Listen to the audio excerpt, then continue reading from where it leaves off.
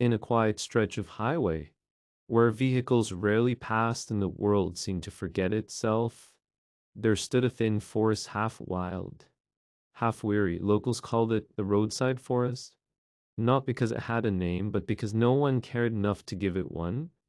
And deep inside it lived a boy. No one knew where he came from.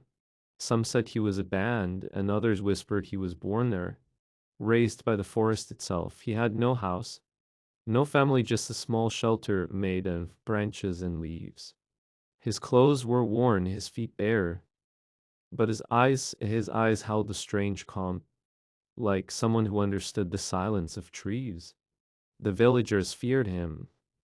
Stay away from that forest, parents would warn, there's a wild boy there. But the truth was far from their fears. The boy never harmed anyone. Every morning he would wake with the rising sun.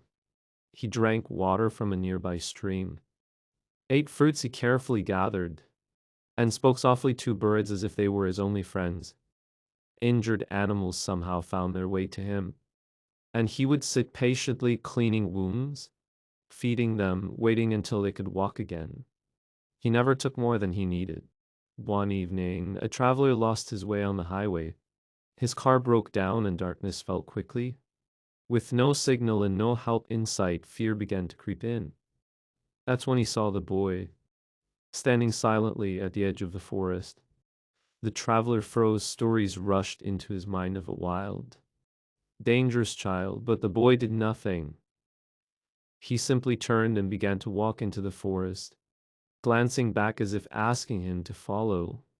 Hesitant but desperate, the traveler followed, through narrow paths and under thick trees. The boy led him to a small clearing where a fire was already lit. The warmth felt like safety. The boy handed him fruits and water, then quietly sat at a distance, saying nothing. Hours passed. Not once did the boy show anger, fear, or harm. In the morning, he guided the traveler back to the road right where help would arrive. The traveler looked at him confused. "Why do you live here alone?" he asked. The boy smiled faintly, his voice soft like the wind through leaves. "Because here no one is afraid of me." The traveler returned to the village and told everyone what had happened. Slowly, fear turned into curiosity. People began leaving food near the forest edge, not out of fear, but kindness. But the boy never came out. He remained where he always was, among the trees, helping quietly, living gently, harming no one. And over time, the roadside forest was no longer seen as a place of fear, but as a place where kindness lived and seen.